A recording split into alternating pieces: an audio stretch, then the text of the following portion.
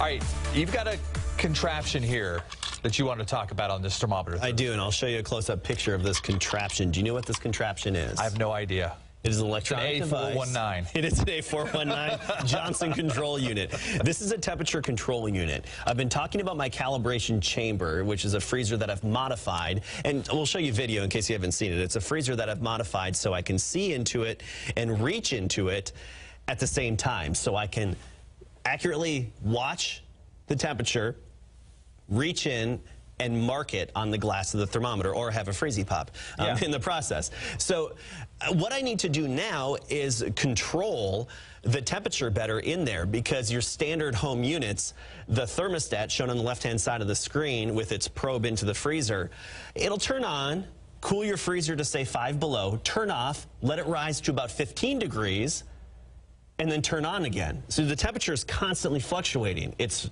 below freezing, but it's fluctuating. So I'm going to bypass that compressor unit. Well, not the compressor, but the thermostat that comes with the freezer. Put this temperature control unit in, wire it up, and then this will give me about a 1 degree variance.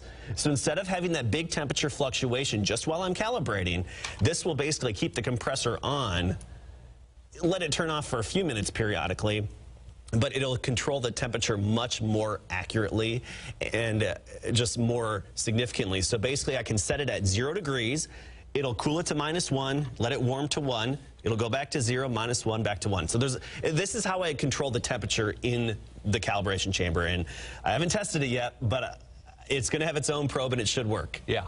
The 411 on the A419.